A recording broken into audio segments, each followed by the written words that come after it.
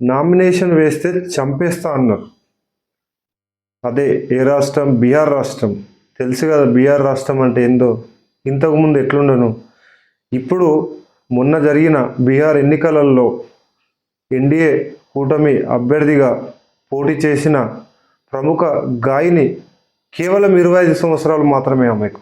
కేవలం అంటే కేవలం 25 సంవత్సరాలు మాత్రమే మైథిలి ఠాకూర్. ప్రముఖ గాయని. దాదాపు ఆమె 15 భాషలలో మనకు ఆమె పాటలు పాడుతుంది. మొన్న జరిగిన బీహార్ ఎన్నికలలో 10,000 మెజార్టీ పైగా బీజేపీ అభ్యర్థిగా విజయం సాధించింది. సంచలనం సృష్టించింది ఆమె. సంచలనం అంటే సంచలనం సృష్టించింది. అసలు దేశంలోనే మహిళ, 25 సంవత్సరాల మహిళ బీహార్ రాష్ట్రంలో. చూడండి, నామినేషన్ వేస్తే చంపేస్తా అన్నారు. నామినేషన్ వేస్తే చంపేస్తా మైథిలి ఠాకూర్ అన్నారు వేరే అభ్యర్థులను. అయితే ఈమె కూడా ఏం భయపడకుండా ముందు అడుగు వేసి వెనుకడుగు వేయకుండా ఈరోజు నామినేషన్ వేసి ప్రజలలో ఆమెకున్న ఆదరణ, మహిళలు కానీ పెద్దవాళ్ళు కానీ సోషల్ మీడియాలో అయితే ఆమెకున్న ఆదరణ అంతా ఇంత కాదు. మీరు ఆమె ఫేస్బుక్ అకౌంట్ కానీ ఇన్స్టాగ్రామ్ అకౌంట్ యూట్యూబ్లో కూడా చూడొచ్చు.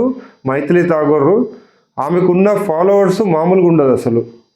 చిన్న వయసు నుండే ఆమె చిన్న చిన్న పాటలు పాడుకుంటూ గాయనిగా ఎదిగి ఈరోజు 25 సంవత్సరాల అమ్మాయి బీజేపీ పార్టీ టికెట్ ఇస్తే ఆమె ఈరోజు ఎమ్మెల్యేగా గెలిచింది.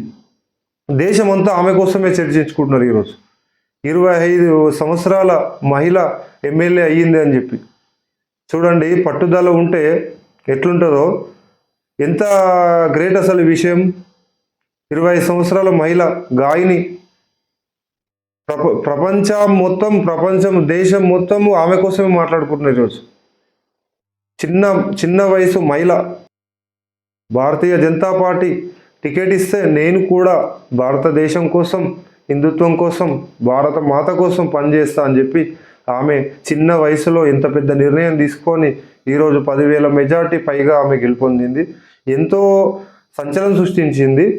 ఎంతో అసలు చిన్న వయసు మహిళ ఈరోజు గెలవడం అనేది అంత ఆశ్చర్యపోయినారు. ఇలాంటి మహిళను రాబోయే రోజులలో భారతీయ జనతా పార్టీలో పెద్ద పదవులు కూడా వస్తాయని ఆశిస్తున్నాము. ఇలాంటి వాళ్ళని కూడా చూసి మనము, అమ్మాయి కూడా చాలా మంచి వ్యక్తి. అసలు మీరు చూడొచ్చు ఎంత మంచి వ్యక్తి అంటే చాలా మంచి వ్యక్తి.